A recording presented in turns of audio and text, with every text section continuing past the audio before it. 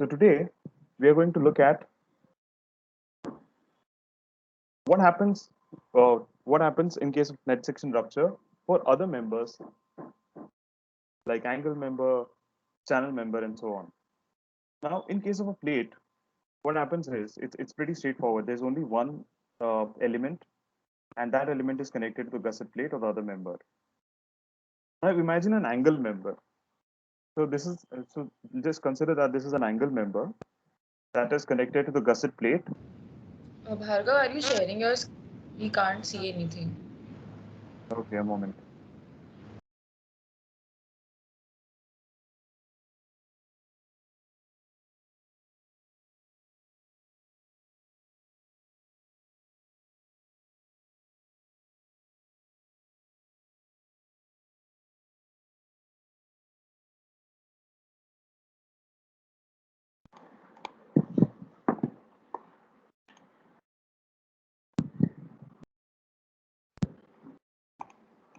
Can you see my screen? Yeah, it's there. Yeah. So today we are going to look at the net section rupture of members that are connected through one of their legs. Okay. So imagine an angle member that is connected to a gusset plate using one of its legs. Now, if you look at the connected leg, the stress in the connected leg is more or less uniform, either close to the connection or far away from the connection, which is indicated by these red lines. But if we talk about the outstanding leg, so this leg is called as unconnected leg or the outstanding leg. If you look at this leg, you see that the stress is pretty non-uniform, very close to the connection. And if you go far away from the connection, the stress is more or less uniform. Now let us try to understand why this happens. If now I've said this a number of times that stresses like us are very lazy. They just want to travel uh, in the least possible path. So when you apply tension on this member, the stresses are not going to go until the end of it and then move back to the connection. They're obviously going to travel through the least possible path. What happens because of that is that the stress near the connection in the connected leg is very high as compared to the stress in the outstanding leg. So in the white portion that you see, there may be no stress at all because the stress has already got a path to travel. So the connected leg is highly stressed and the unconnected leg is not so much stressed near the connection, meaning that the outstanding leg is lagging in carrying stresses, or it is lagging in the stress transfer mechanism. And this phenomenon is called as shear lag. So since the stress in the connected leg is very high, there is a chance that it might rupture. But the outstanding leg does not have this kind of a stress, and therefore perhaps it is not going to rupture. Therefore, we cannot when we calculate the therefore we cannot say that the entire section is rupturing. So what might happen is that the connected leg ruptures and the outstanding leg yields. And that is what we are going to consider while calculating the design strength in net section rupture. And this phenomenon is called as shear lag. I just want you to write a couple of notes on this one.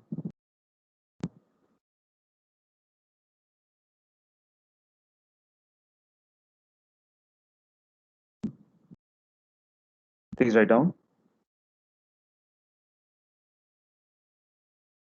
Shear lag. Shear lag describes the behavior. Describes the behavior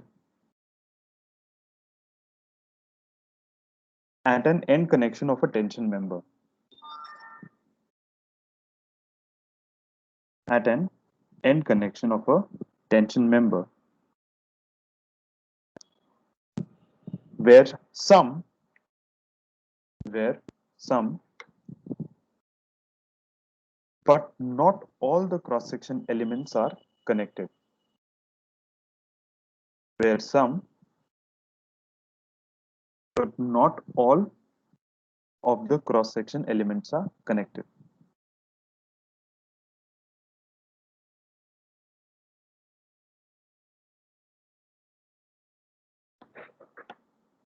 Net section rupture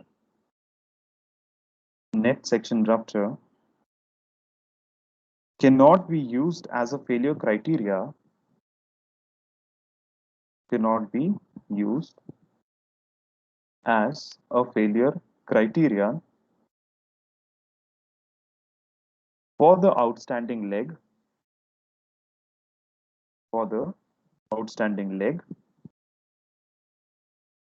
since the stresses are relatively less.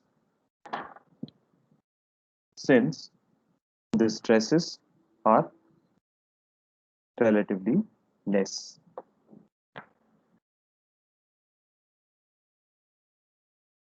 Due to shear lag,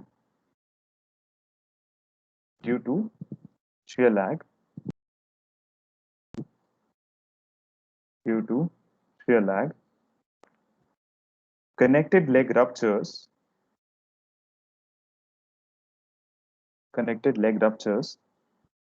and outstanding leg partially yields. An outstanding leg partially yields.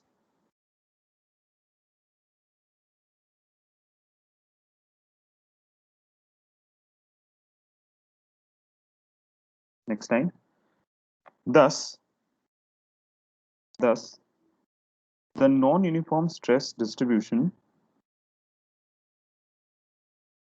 the non-uniform stress distribution, the non-uniform stress distribution that occurs in a tension member, that occurs in a tension member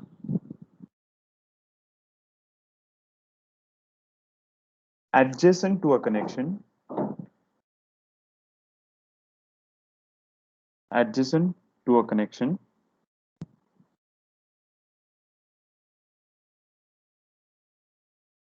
in which all elements of the cross section, in which all elements of a cross section, in which all elements of a cross section are not directly connected, are not directly connected, is commonly called as shear lag effect. Is commonly called as shear lag effect.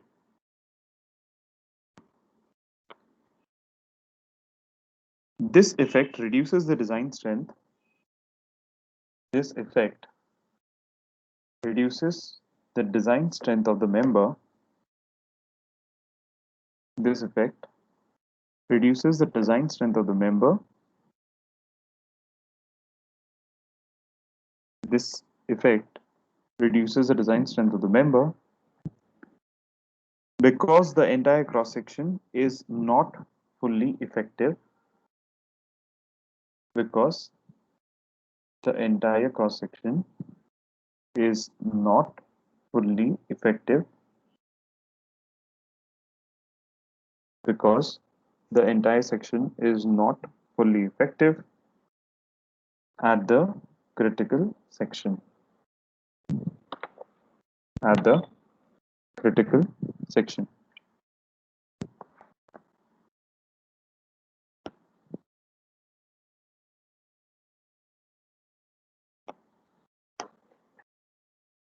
So basically, this is a combination of the first two types of failures that we looked at, that is gross section yielding and net section rupture. In case of plate, since all the elements, which is only one, since all the elements were connected to the gusset plate, the section in that section, the entire member was fully participating in carrying loads. But here, only one part of the section is connected and the other part is not, because of which there are different stresses in the same member. The connected leg has higher stresses, the unconnected leg has lower stresses. And therefore, at failure, it is going to be a combination of net section rupture and cross section yielding. So how do we handle this numerically? The code gives an elaborate procedure. It tries to find out what is the force in the connected leg, what is the force in the outstanding leg, and so on. And there's a relatively large equation for this. But then it also gives a simplified formula, and we are going to look at a simplified formula without getting into the details of the elaborate formula. The only change here is in case of members like angle members or channel members, TDN is alpha times AN FU upon gamma M1. I'm sure you're already familiar with this term. So when it was a plate section, we used 0.9 AN FU upon gamma M1. But here, because of shear lag, we are going to use a factor alpha. Now what is this alpha? Alpha is equal to 0.6 for 1 or 2 bolts. It is equal to 0.7 for 3 bolts, and it is equal to 0.8 for 4 or more bolts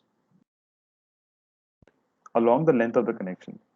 Now let us see what this means.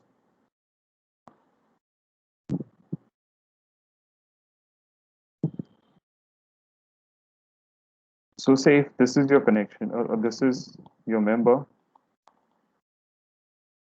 your angle member, and there are 1 or 2 bolts along the length of the connection, meaning that you have either a single column of bolts or you have 2 columns of bolts. It may be in one column you may have 1, 2, 3, whatever. So in such cases, the value of alpha is 0.6. Now, if you have 3 columns, then your value is 0.7. If you have 4 or more, so if you have 4, 5, 6, anything, the value is 0.8. Now, if you notice that the longer the length of the connection, the greater is the value of alpha. The longer the length of the connection, the greater is the value of alpha, because it is getting larger length to distribute the stresses. If you look at,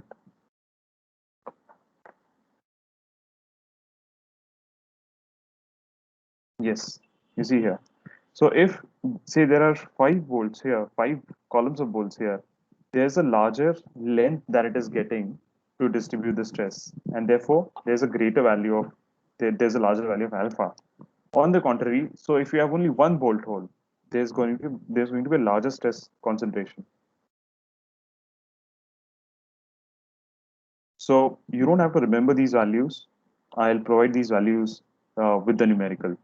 The only thing that you understand what is alpha, how it is different from the way we treat net section rupture in plates. That's all you need to understand. I'll provide the value of alpha in the numerical. Any questions here? Bhargav, Yeah, in the case of a triangular, how do you consider that? Like, sorry. if you go to the slide, yeah, here, how do we consider this? Is this three or two, or what do we consider It's in the? three. Okay, It's three. Along the length, there are 3 bolts. okay, yeah, thank you.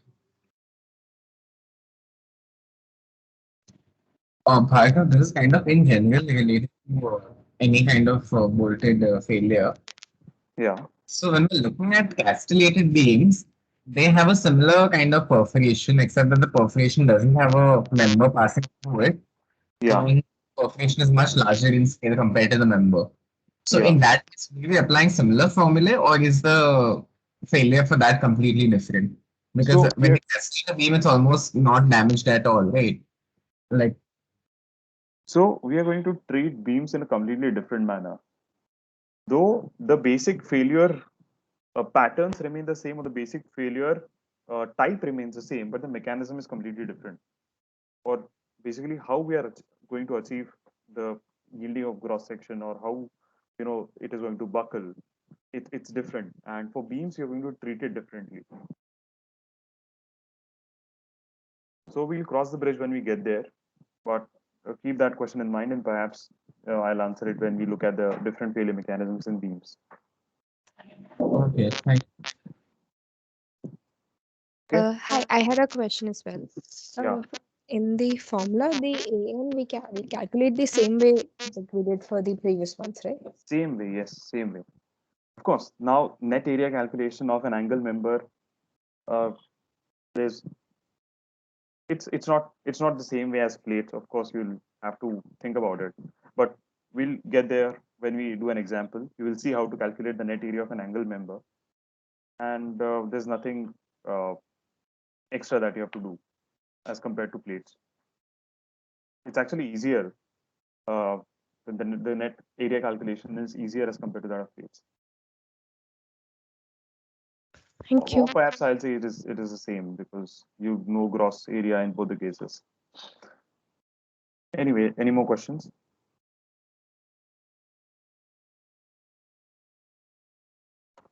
Okay.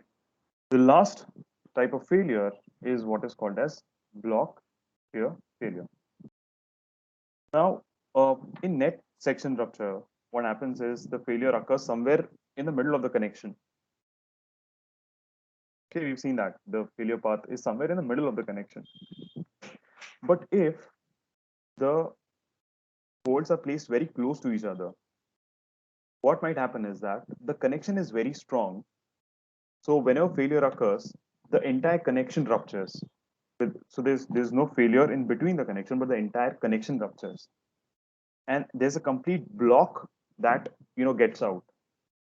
And such a kind of failure is called as block shear failure. So what is different about this? So in cross section yielding, the entire section yields, meaning that the stress in the entire section is Fy. In net section rupture, the entire net area ruptures, meaning that the stress in the net section is Fu because of tension. Here, what is happening is this is a failure plane or this is a failure path. In net section, the entire path had only tension. You just try to imagine this. I'll repeat it in different ways so that you understand it. In net section rupture, the entire section was carrying tension only. Okay. If you look at the failure section here, this particular section is under tension. It is under tensile stresses. Can someone answer what is the nature of stress on these planes?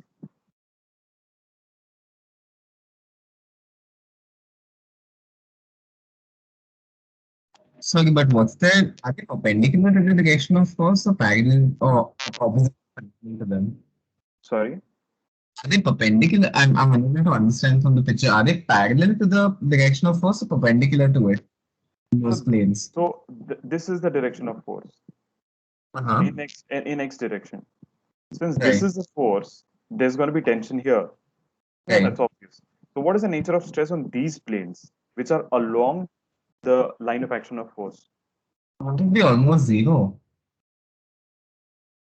In that case, this would not fail at all, right? There is some stress because of which it is failing, But oh, right. right? It will be much weaker and much more split up, like much more weaker and much more divided than the force at the edge in that case. Like it won't be zero, but it'll be very split rather. Okay. I'm Is just it asking you, what is the nature of that stress? So, is any it There'll be a lot of to kind of break that those parts because they're all in one line. Like if you imagine connections in one line, it would take a lot of force to break them, especially since the perpendicular to the force. okay. See, my simple question is, what is the nature of that stress? Here, it's tensile stress. That's obvious. What is the Yes. nature of stress on this plane? is it shear force? It's shear stress. Sorry. That's what shear stress is, right? So this is the stress on this plane or this along this line is tensile stress, and the stress along these lines is shear stress. So perhaps we'll have to go back a little. Yeah, shear stress when it's angular. Yeah. I'm sorry. Okay, so if this is our member, if we are applying force like this stress here is going to be uniform.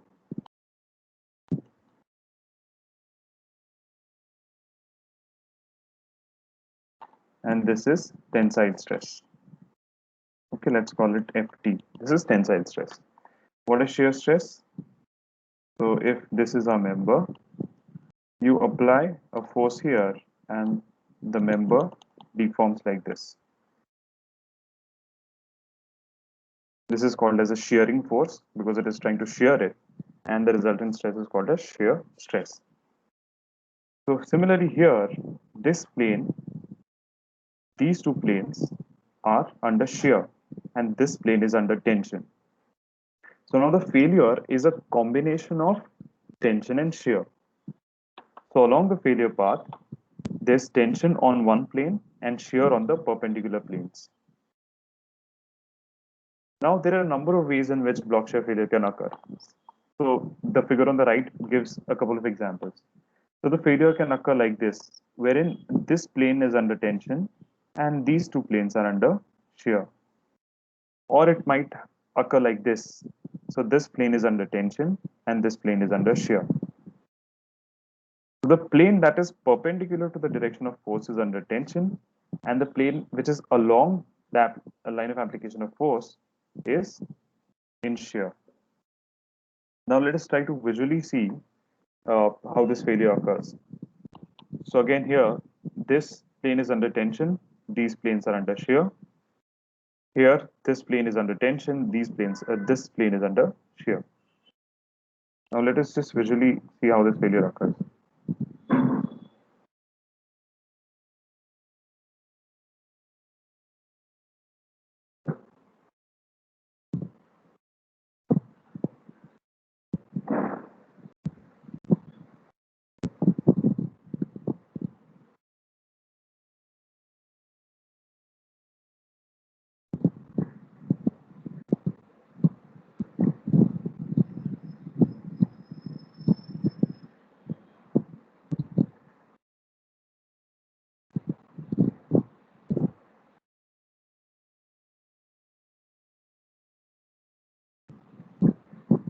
Okay, so these four modes were, the block shear failure at the same member, just different failure paths. So we're not going to get into different failure paths. We'll just choose any one for our example, and then we'll just try to find out the force at which that failure occurs. We're going to keep it simple. But before we get into the formula, I just want you to understand a couple of things. So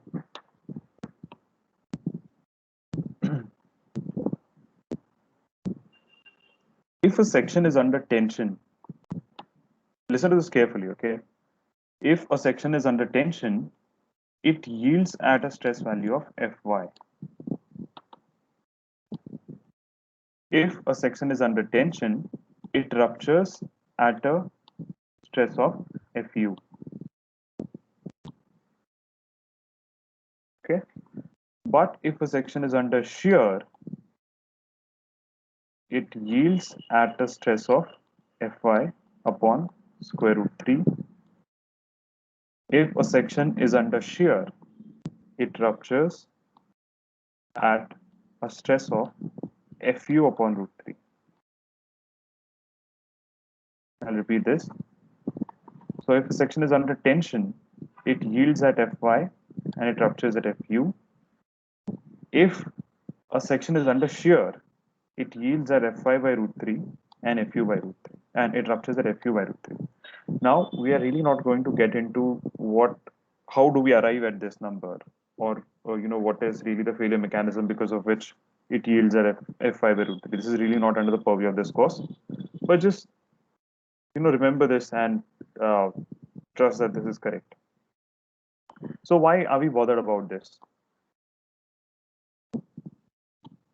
Because since the section is failing, okay, maybe one more step back.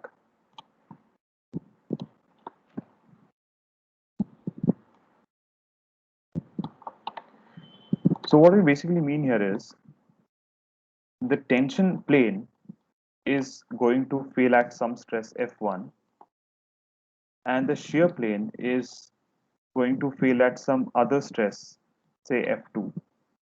We don't know which is going to be yield, we don't know which is going to rupture. Okay, so let us just imagine this case, that is case number 1, where you have a larger area in tension and you have a smaller area in shear. Okay, you have a larger area in tension, that is between B and C, and you have a smaller area in shear. So naturally, the larger force is going to be transferred via tensile stresses, and smaller force is going to be transferred via shear stresses.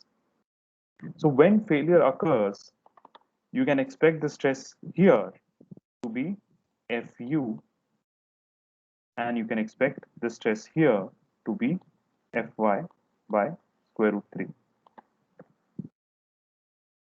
This kind of a failure is called as rupture along tension plane and yielding along shear planes.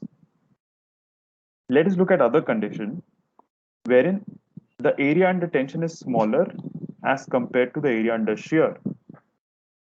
Since the area itself is small, you can expect the stress there to be small.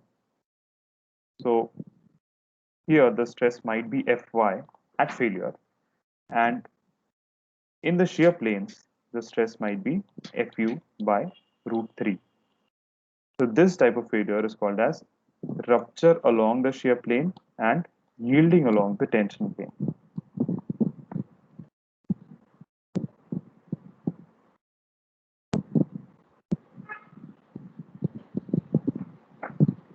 Okay, let us try to understand this one more time. So what we have established before is that the failure, the stress at which the failure occurs in a tension section and the stress at which the failure occurs in a yield section, in a shear section, are different. Okay, so when we look at case number 1, there is a larger area of cross section that can take tensile stress.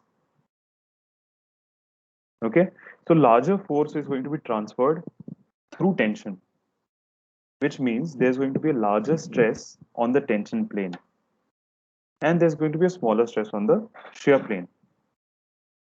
So when failure occurs, you might expect the tension plane to rupture and then the shear plane to yield. This failure is called as rupture along the tensile plane and yielding along the shear plane. On the other hand, when you have a smaller tensile area and a larger shear area, larger force would be transferred by shear and smaller force would be transferred by tension. So there would be larger stress in these planes and smaller stress in this plane. So when failure occurs, you will expect these planes to rupture and you will expect this plane to yield. And that failure is called as rupture along shear plane and yielding along tensile plane. So there are two ways in which block shear failure can occur. Okay, now let us look at how we deal with this numerically. So let us look at what AVG is, ATN is later on. When we solve a numerical, I'll clarify these things. But just let us try to develop a formula for this. So possible block shear failure modes. So the first one is rupture along the tensile plane and yielding along the shear planes. So we have two planes here, one is shear plane, one is tensile plane. So we are going to have two parts in the formula. One will represent the tension plane and the other will represent the shear plane. So let's say here, the first one represents the shear plane and the second one represents the tensile plane. Now for the tensile plane or for net section rupture by tension, we are already familiar with this formula, 0.9 ATN FU upon gamma M1. This is something that we already know, right? So what does the name say? The name says that there's a rupture along the tensile plane. Therefore, for the tension part, we'll use the formula for net section rupture and yielding along the shear planes. So in the first part, we are going to use a formula for gross section yielding. Only one small change here. Can you repeat the part when you're talking about numerical factors? Sorry. Can you repeat this part for the Yes. So for finding slide? out the for finding out the total tensile force, there are two components here. The first one is the shear plane, and the second one is the tensile plane. I will just add P here to differentiate it from first T. So there's shear plane and there's a tensile plane. So in first case, we say that the tension plane ruptures and the shear plane yields. Okay, so let us try to derive the formula for this. So here in the shear plane, uh,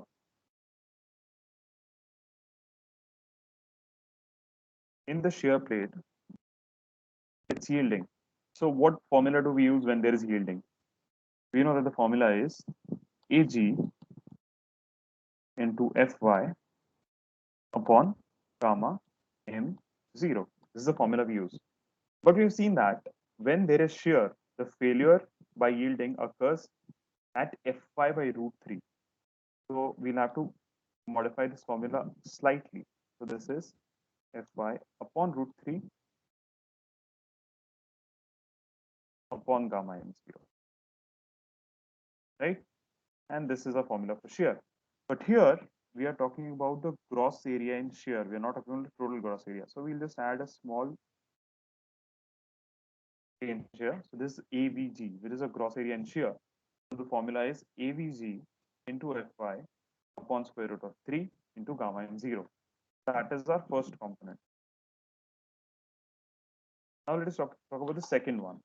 Now we know that whenever there's net section rupture, the formula that we use is 0.9. So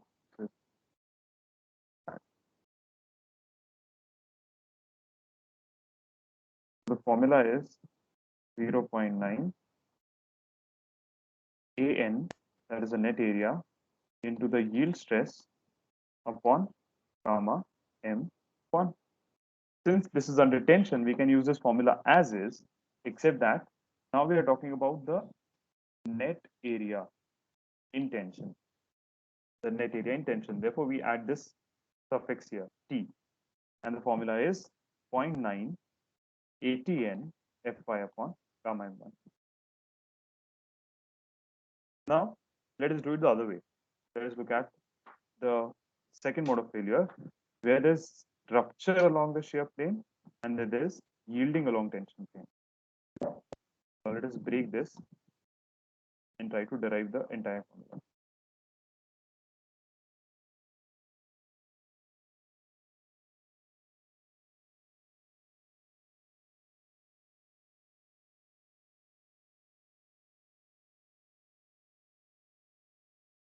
So in the second type, the tension plane yields and the shear plane ruptures.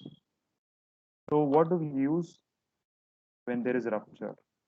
We use 0.9 AN into FU upon gamma M1. Any changes to be made for shear? Yes, of course. I told you that rupture occurs in shear at a stress value of FU by root 3. So 0.9 AVN, because we are talking about net area in shear, then FU upon root 3 upon gamma M1. This is the first part. 0.9 AVN FU upon root 3 on gamma M1. The second part. In the second part, tension is yielding. What is the formula of cross section yielding? Ag Fy upon gamma M0. There's no change that needs to be made here except just to add a suffix T here because we are talking about cross section in tension. So this is the second part. ATG Fy upon gamma m0.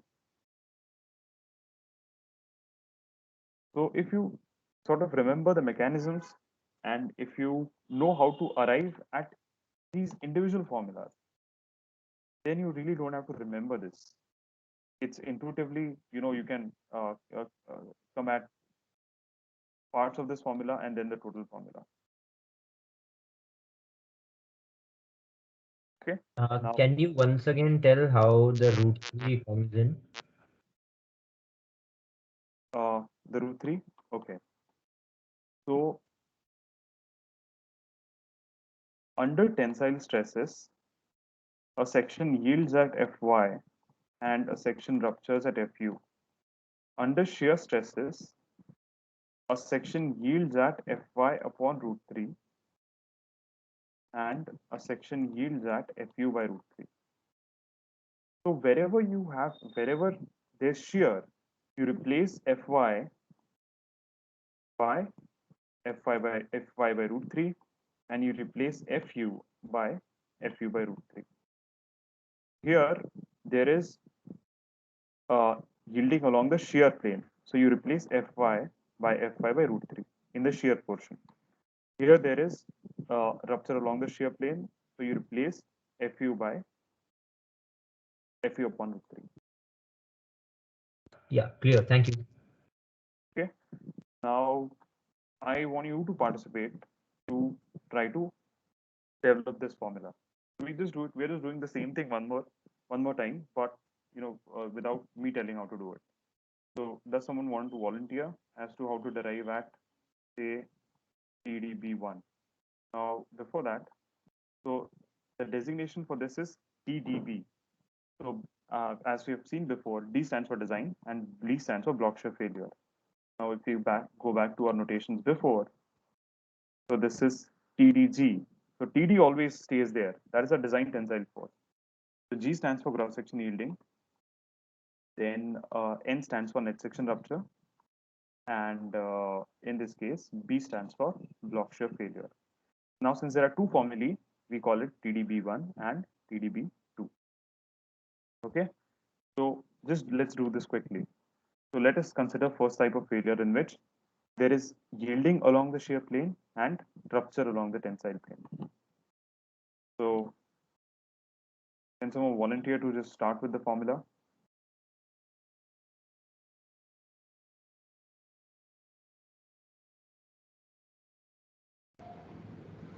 Is it rupture along the Okay, so there is shear ruptures and tension. Oh, just a moment.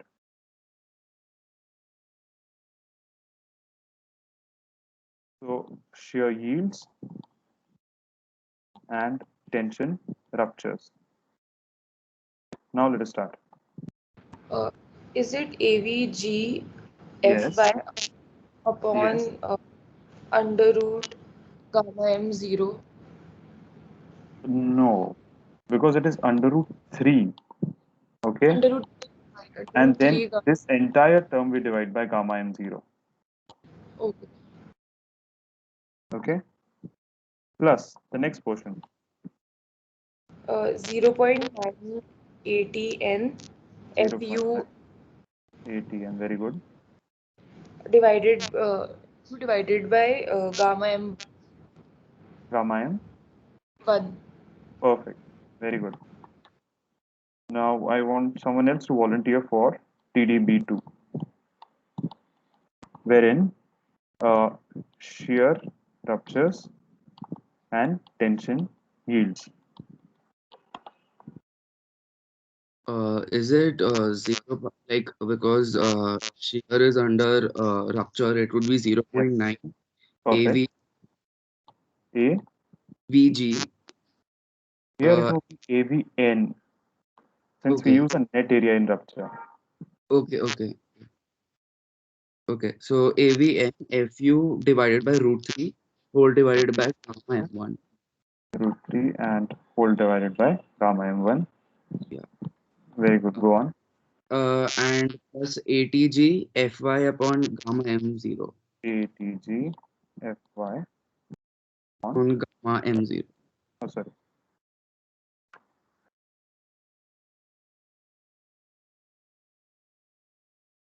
pi upon gamma m0. Perfect. Easy. Okay. So we just calculate all these values. So we calculate TDN, TDG, and TDP, and the lowest value of the design capacities governs the design strength of the tension member and should be greater than the factor design load. So that is something we've discussed before in the previous lecture, that the minimum of these four values is going to be the our design tensile force, or it is a maximum force that you can put on that section. So with this, the numerical part is over.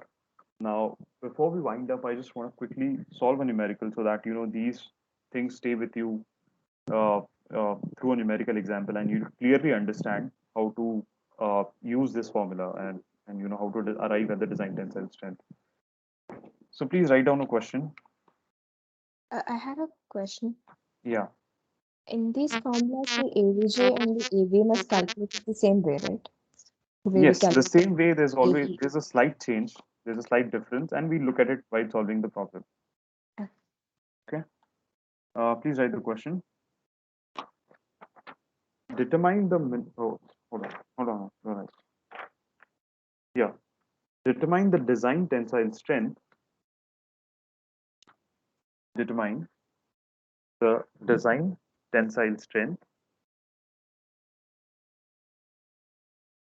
of a plate 160 by 6 mm,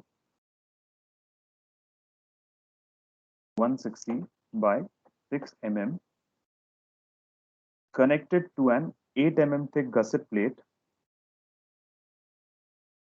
connected to an 8 mm thick gusset plate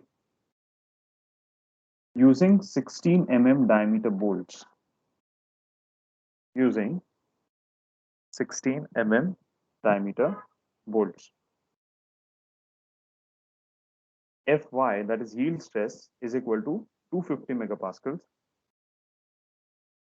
Fy is equal to 250 megapascals. Fu is equal to 410 megapascals. U is equal to 410 megapascals.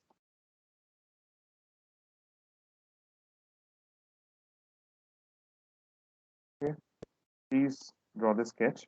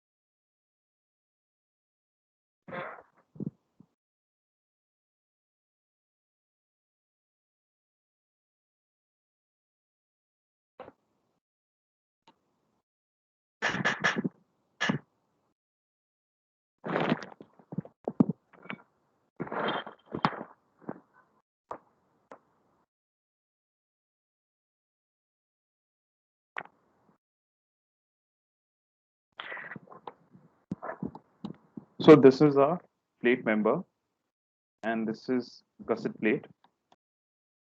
The pitch before that. So it's a staggered bolting arrangement. Just a small correction here, okay? Really sorry for that.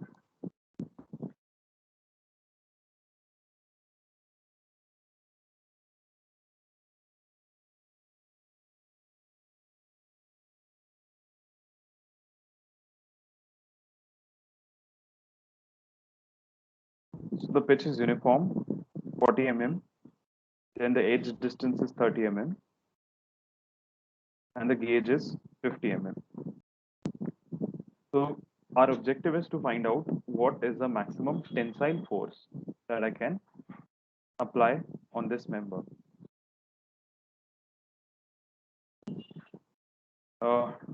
We start.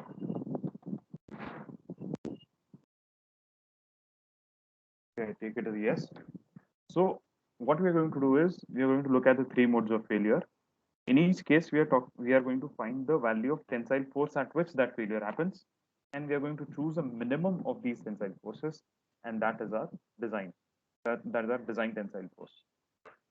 So the data that is being given to us is that the diameter of bolts is 16, but as you know, we are more interested in what is the diameter of the hole. So we can assume that the diameter of hole is diameter of bolt plus 2. So it is equal to 16 plus 2, which is equal to 18 mm. The thickness of the plate is 6 mm. Fy is 250 and Fu is 410. So let's start. The first is the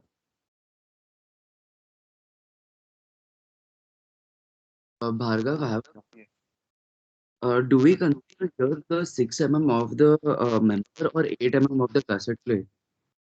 okay. So we consider the minimum thickness. When we are talking about gross section yielding, it is always the plate. Just a moment. When it is gross section yielding, it is always the thickness of the plate, because the yielding is going to occur at the plate. So see, for simplification, let us just say that we are going to use the thickness of the plate. Okay. So this is our gusset plate. The thickness of the gusset plate is 8 mm. The thickness of the plate that we've connected is 6 mm. Now, since this thickness is smaller than this will always govern, because this will always give us a lesser value of net area and lesser value of gross area. Okay, okay. So always the smaller value. You don't think about which member to use then, right? Yes. So what you said is partially correct. I actually did not want to, add one more thing for you to remember. But anyway, since you've asked this question, so if a failure occurs in this plate, say net section rupture, it is it is going to be something like this. Okay, but if net section rupture occurs in the gusset plate, it is going to be something like this. Right, the entire section has to rupture. So, but that's not the story when you have two members connected. For example, if you have a member like this that is connected to another member which is placed below it. So if I look at a section, it is something like this. Now here there are two sections of the same width. In that case, you will always use the thickness of the thinner member. So if this is say 6 mm, if this is 8 mm, you will always use 6. Okay, but Right. for when it is a gusset plate, you cannot know for sure, because the length or the width of the gusset plate is different from that of the section.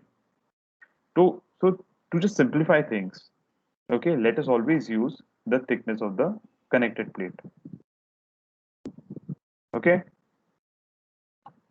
but when there are two members at the time, always use the thickness of the thinner member. Okay, okay. Okay.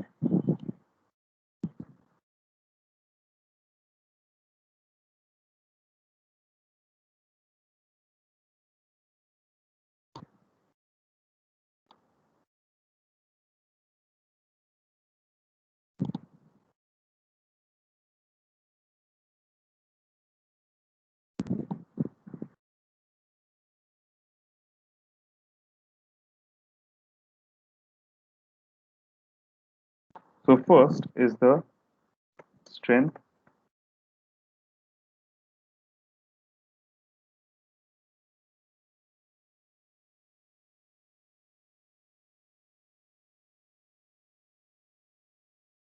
governed by cross section yielding.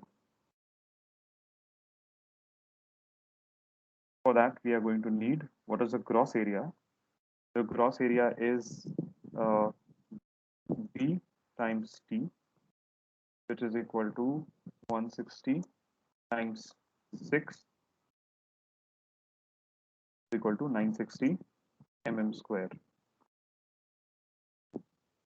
I'm just, trusting you to take care of all the suffixes.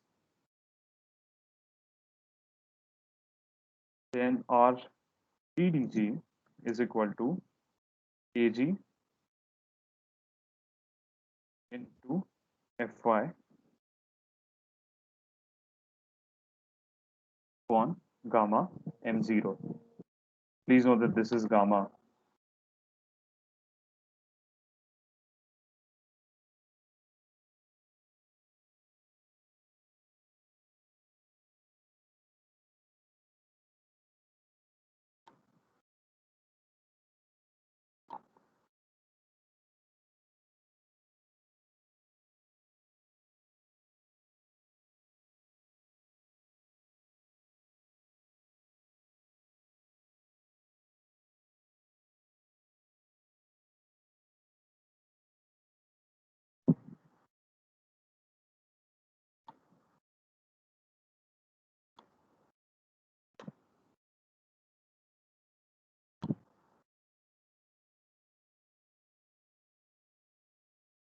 Please note this is gamma m0.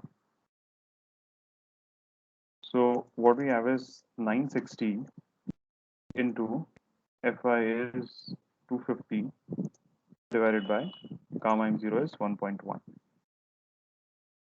So TDG is equal to, can someone please quickly give me a number?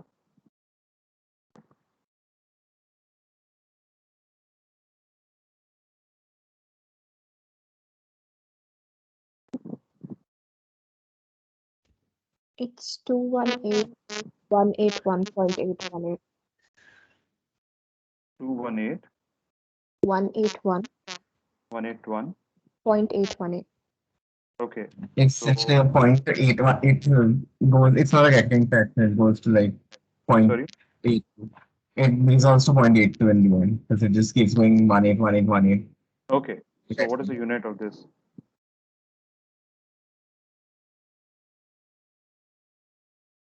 Two point one into 10 or 2.18 into 10 raised to power 5. Can we write that like that? Or MPa, like 2.18 MPa. Okay, just hold on. What is the unit?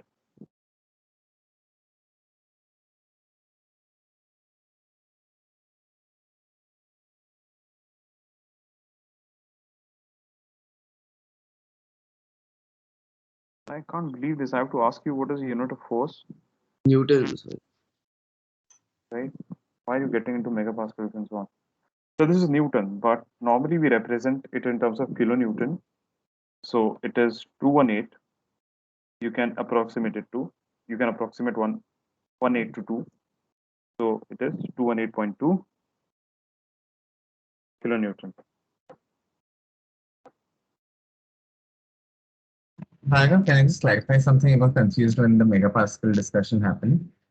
The original unit is megapascal, then we multiply by area, and fact, and 1.1 is unitless, right? That's why we get Newton at the end. Just a moment. Just let me write this formula in a better way. Perhaps the second time or the third time I won't do it. At least the first time, let me write it properly.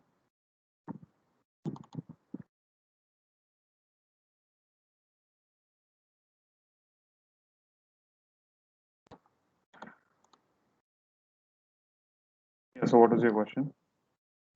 Like essentially multiplying pressure by area, MPa into area, and then since factor of safety has no unit, that's why we get Newton, right? I think someone mentioned MPa, so I got a bit Yes. See, confused. megapascals is Newton per mm square.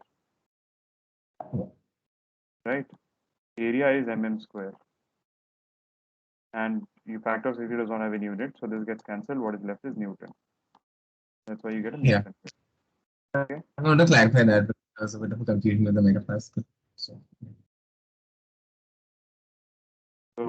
that was the easiest thing in this numerical. Now the second part is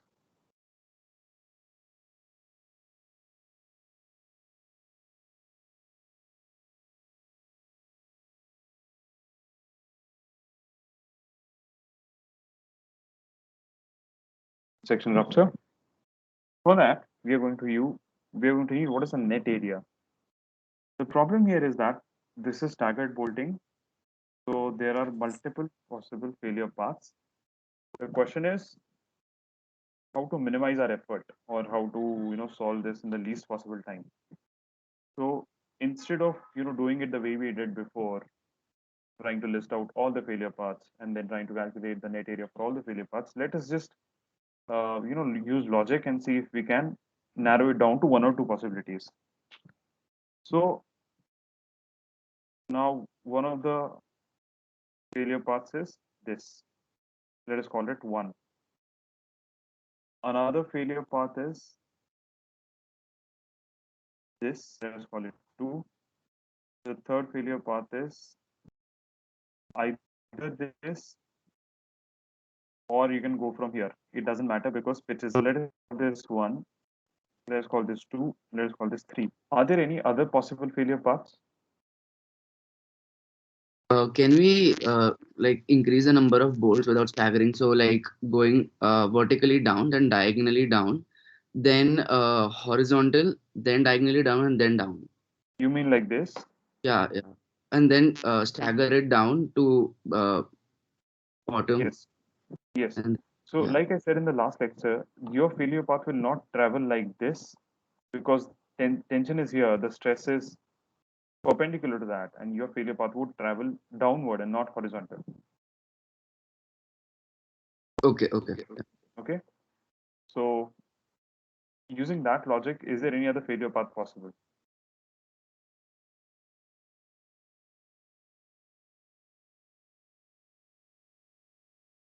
Of course, this same will repeat to the other set of bolts. But principally, is there any other failure path possible? No, no. No? So can we eliminate one of the paths? Yeah, 3. You can eliminate 3. Why is I that? think 1. Because it has more staggered. But then That is it why. also has more bolts. Oh Let yeah. us compare path 1 and 2. So one has 2 bolts or 2 bolt holes and 0 staggers.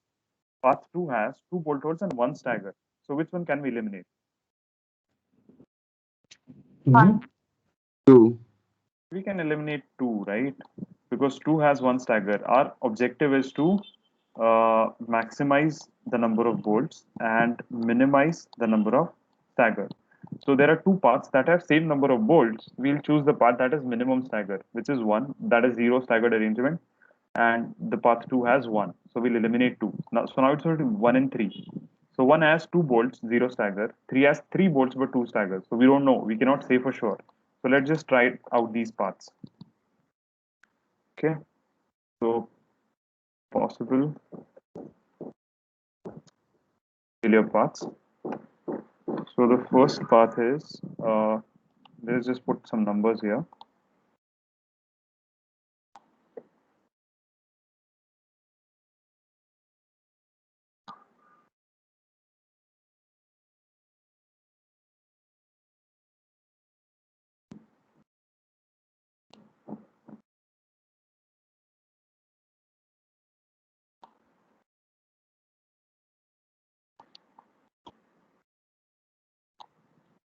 Okay, so let us call the first failure path as 1, 2, 3, 4.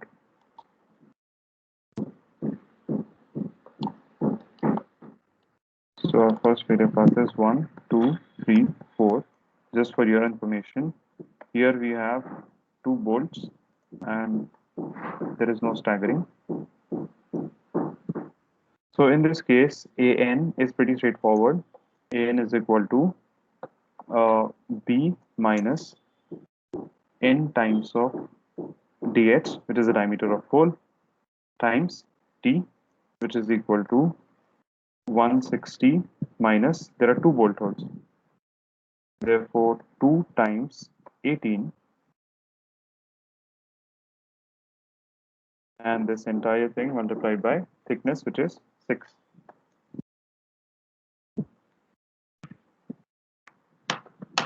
So this is 744 mm square.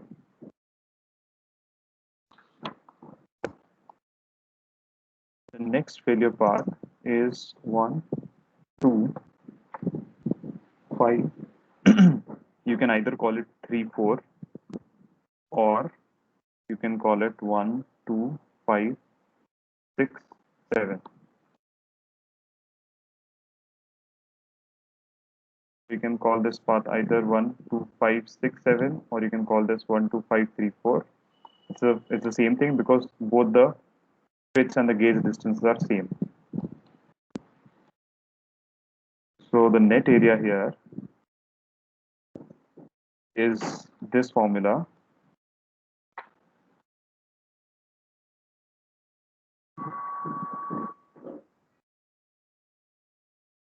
and there is an addition of summation of p square by 4 times g.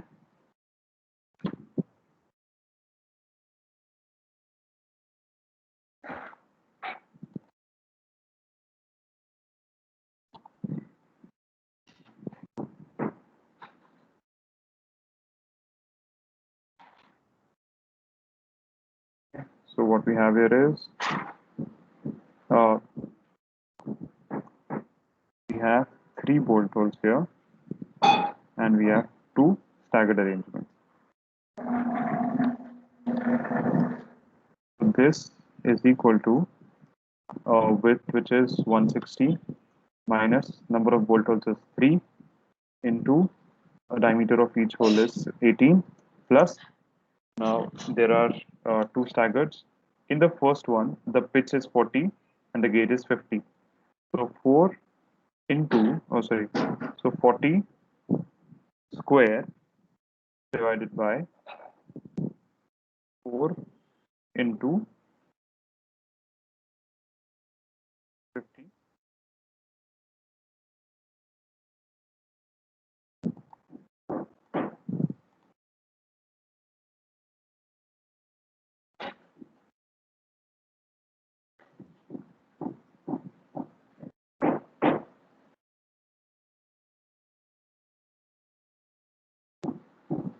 So this is for our first staggered arrangement, and plus for the second we are just going to repeat the same thing because even here the pitch is 40 and the gauge is 50.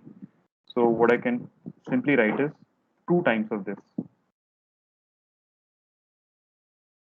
and then we multiply this by 6. Can someone please quickly give me a number? 732. 600. Sorry, 600. I'm getting 684. 684. Okay. I'm getting 744.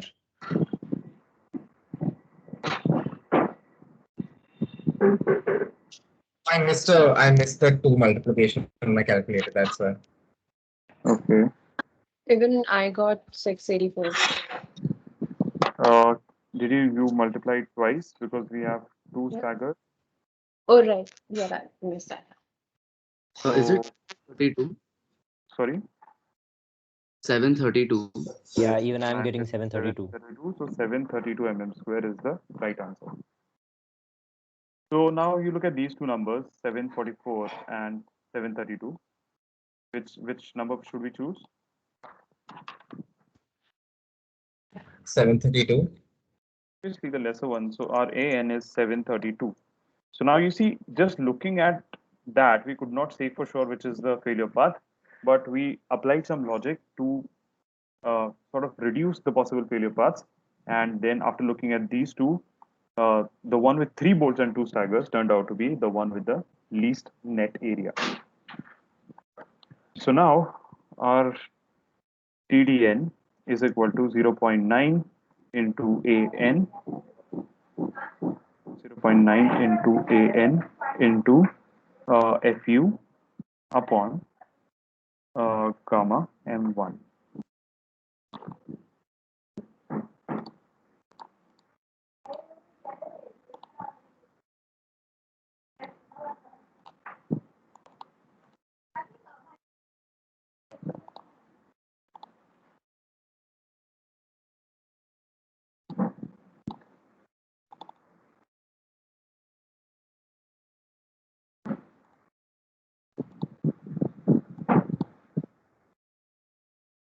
So what do we have? This is equal to 0.9 times AN is 732 times FU is 410 divided by 1.25.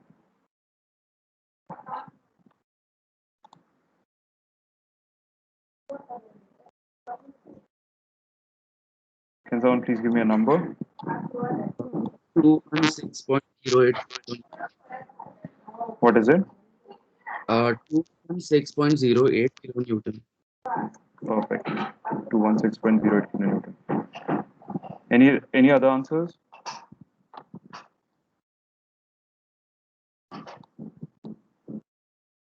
I'm getting I got the 0.9 same Newton, but otherwise the same. I think. See, anything that you write after this doesn't really matter. So what matters is this number should be more or less correct. So if you write 215, I'm not going to give you 0 marks. Okay, so just it should be in the ballpark. So this is where we complete our second type of failure. Now the last one. Perhaps I'll just write it. Where is the next page?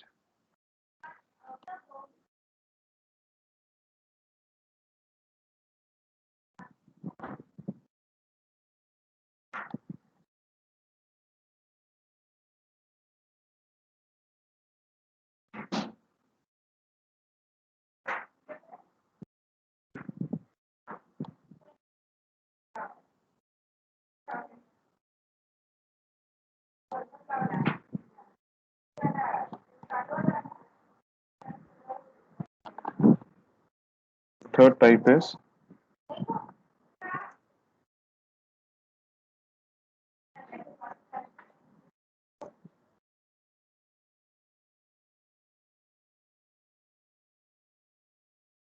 block shear failure.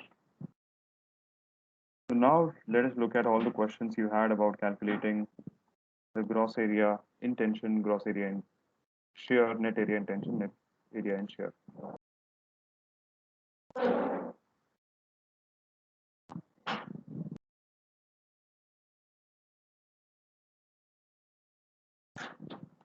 So there are a number of ways in which block shear failure can occur. So let us look at the one which is easiest to understand.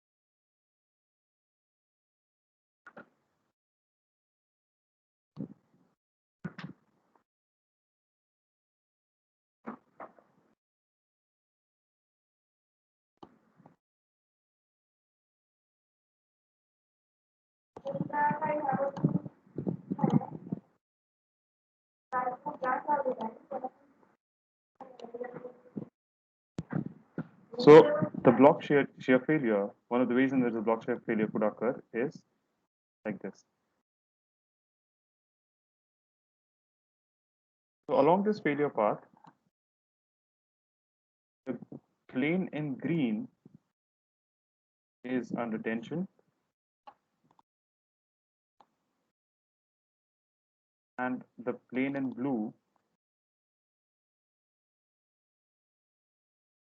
is under shear.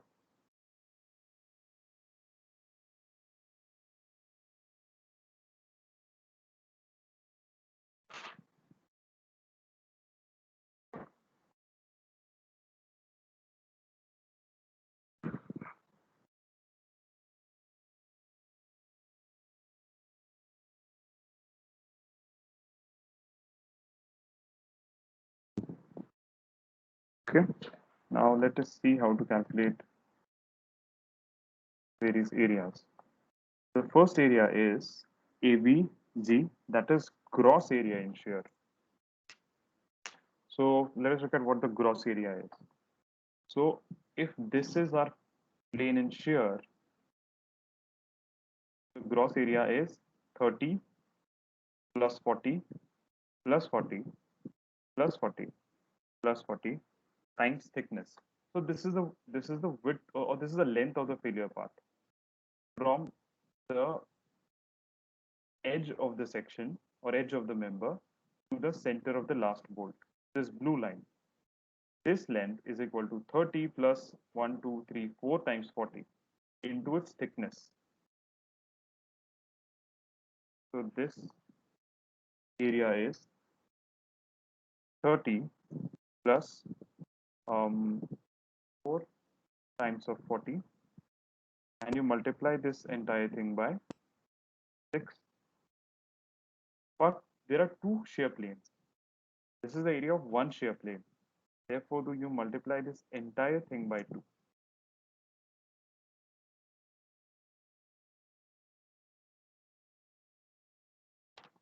So this is the area of one shear plane. Since there are two shear planes, we are multiplying it by 2.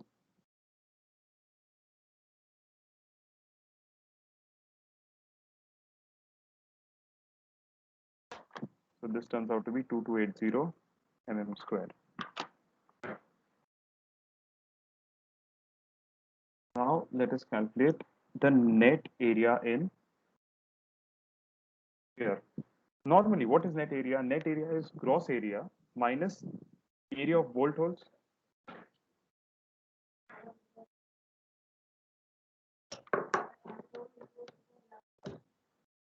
So there are two planes, and hence will multiply it by 2.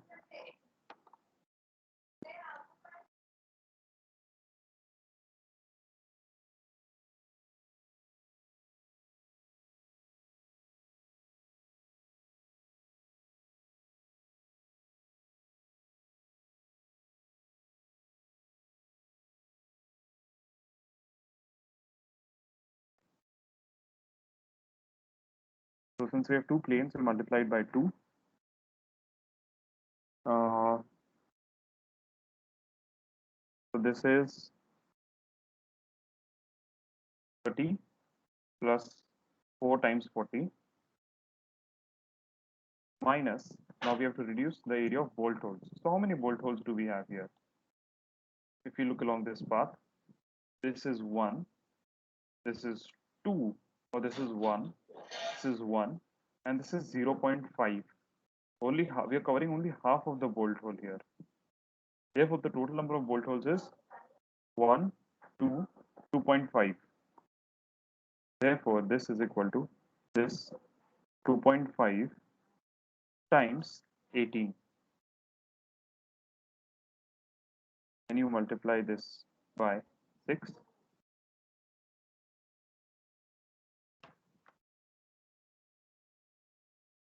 Bhargav, don't we have to take the area, so we multiply it by the area of the bolt hole?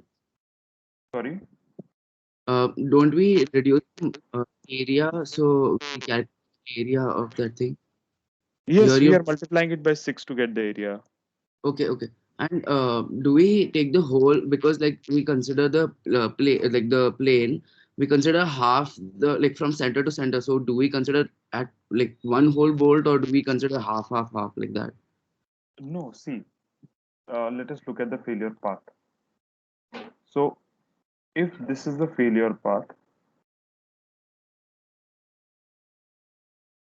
okay, so it is covering this entire diameter. Therefore, we'll use 1 here. It is covering the entire diameter. Therefore, we'll use 1 here. Here it is covering only half the diameter. Therefore, we'll use 0.5. Okay, got it.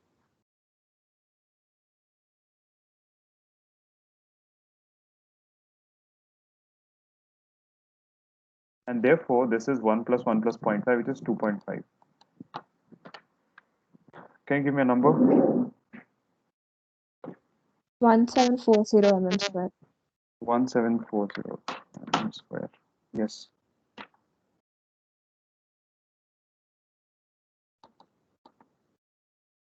Now let us see what is ATG. So we have only one tension plane,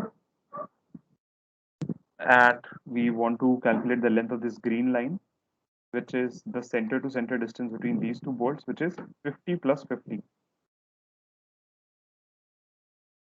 So what we have here is 50 plus 50 times 6, which is 600 mm square. Now ATN, which is a net area in tension, that would be 50 plus 50 minus something. So you see here, half of this along the failure path, half diameter of this and half diameter of this. 0.5 plus 0.5 is 1. Half diameter this and half diameter of this. So hence this is 0.5 plus 0.5, which is 1, times dh, and you multiply this entire thing by 6.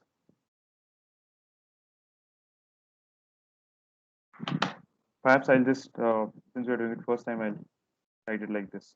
0.5 times 18 minus 0.5 times 18. So you just remember this, it is 0.5 plus 0.5. And then multiply the entire thing by 6.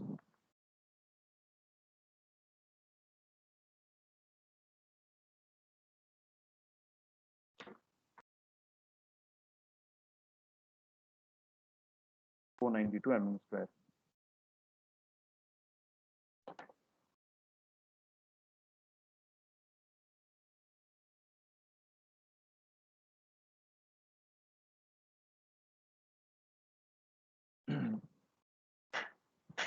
Okay, you have to understand this, or you have to solve this carefully, because this is where I find maximum people making mistakes in calculating this, in taking the diameters the wrong way.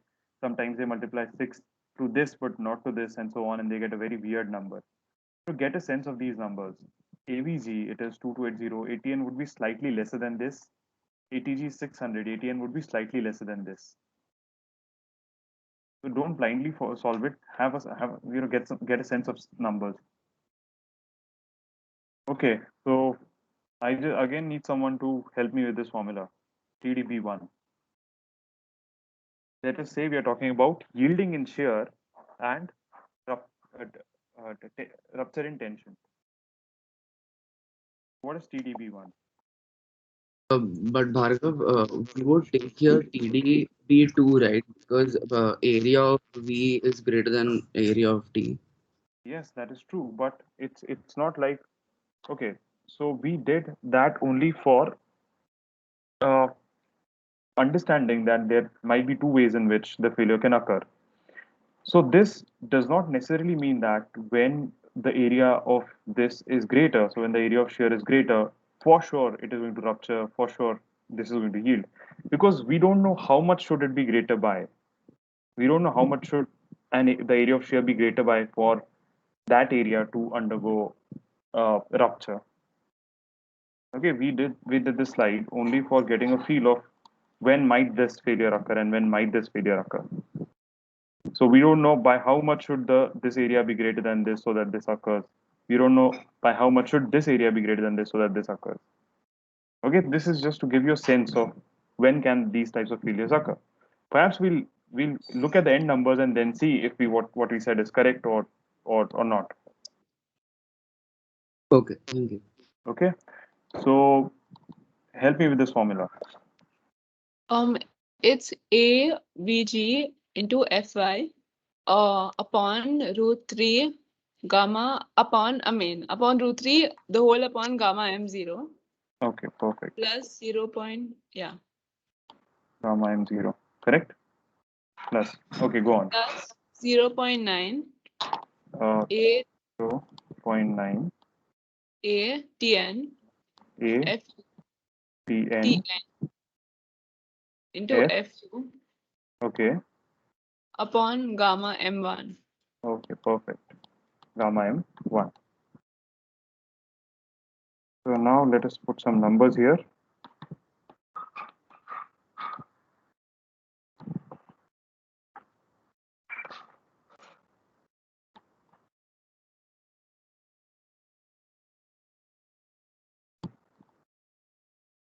This is equal to AVG, which is 2280 into Fy, which is 250.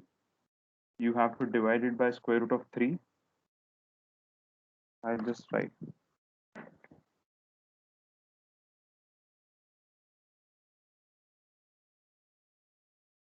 Square root of 3.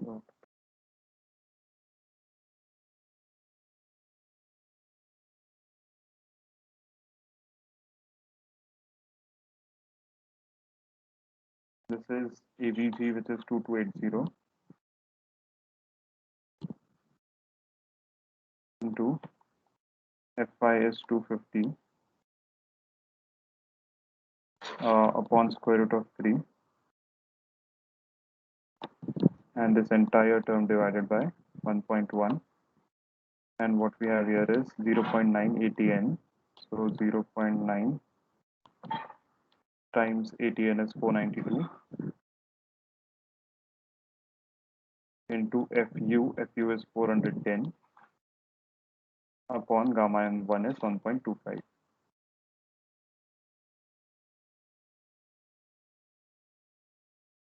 So quickly give me a number.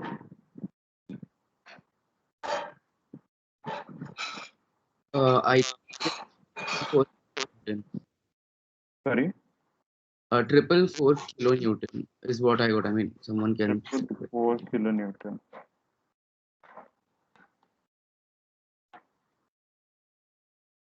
.9 plus. Okay, anybody else? Yeah, it's the same, just it's 0.41. Yes, so 444.4 kilonewton. Okay, now let us look at TDB2.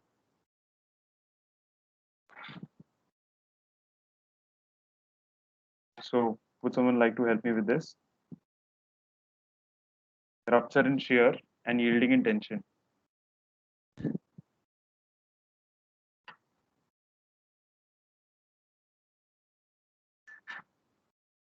Come on, we have already exceeded our time. It's 0.9.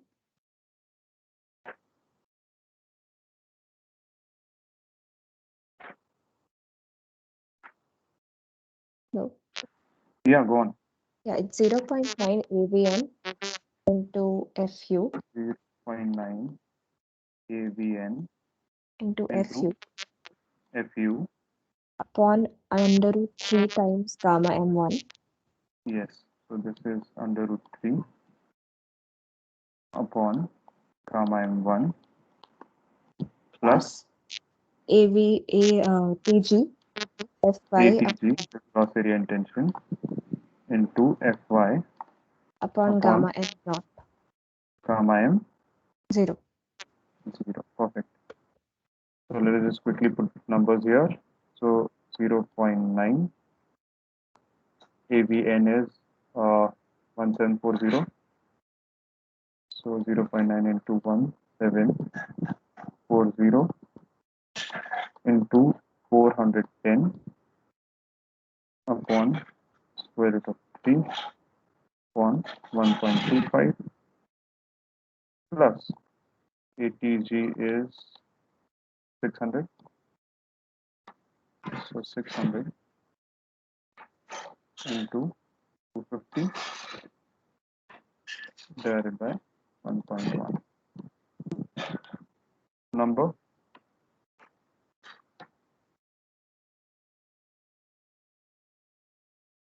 It's 430. Okay. 43098.44. I got it as 432.86. 432.86. So let's say 432.9 kilonewton.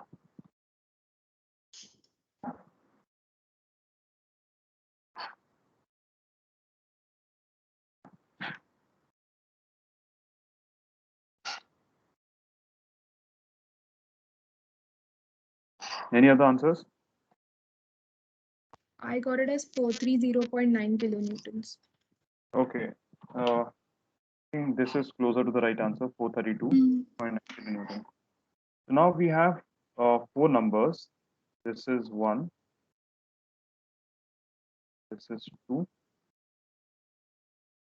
This is 3. And this is 4. What is the number that we have been looking for?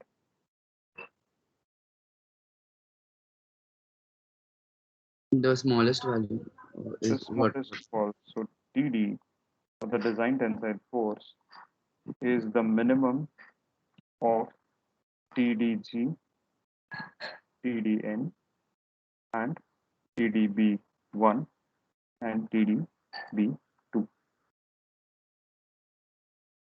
which is equal to 216.08 kilonewton.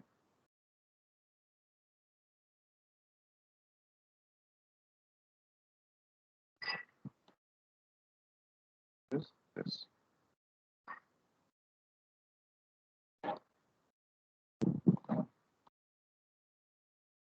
I have a question. Yeah. Won't the TDN always be less because we are calculating even the area is less, and in block shear failure we have to add two things, whereas in TDN it's only the tensile force and then the area is also less than the gross section. Okay. So if you compare 1 and 2, though it's the gross area here, the value of Fi is 250. Here, though the net area is small, but the stress is large. So you cannot just look at the formula and say which is going to be greater. If you compare 2 and 3, so in 2, the area that you're using is this. Okay. And in 3, the area that you're using is a combination of this for different values of stresses. So you cannot just look at it and say that it is not going to fail like that. Perhaps the reason why we are getting a larger value of block shear failure is because the gauge distances are pretty large as compared to the diameter. So diameter is only 18, the gauge distance is 50, and here the pitch distances are 40. So it's not that they're very close, because of which this kind of failure might govern. So these distances might give you a sense, but you cannot say for sure as to which type of failure is going to occur. So you cannot compare it like formula to formula. You really have to put in numbers and then sort of look at the output. Now, going back the question that he had posed as to, since we already know that the gross area is greater, so it might just rupture in the gross area, and or it might just rupture in shear, and it might yield in tension. And if you look at these numbers, TDB2 governs, meaning that what we are saying is correct, that it might rupture along the shear plane, and it might yield along the tension plane. If I said that wrong, I'll repeat. It might rupture along the shear plane and yield along the tension plane. That is what governed. But we cannot say for sure just looking at the area numbers, because the formulas involve a lot of parameters. But this gives a lesser value, so that sort of aligns with our understanding that if the area in shear is much larger as compared to the area in tension, so we might expect rupture in shear and yielding in tension.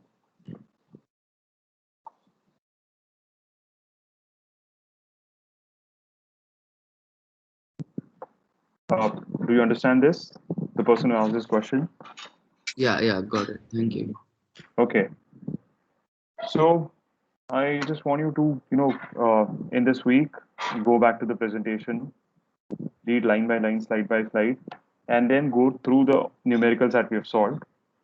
In the next lecture, we are going to solve one more numerical so that we cover enough ground. And of course, since we have finished tension members, there's going to be a test in the next lecture on tension members. Meanwhile, just let me know if you have any questions. Even in the middle of week, we can just discuss and sort this out before you appear for the test.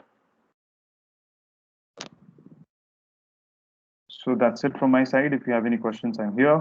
Else, thank you and see you on next Saturday. Thank you, Harvey. Thank you.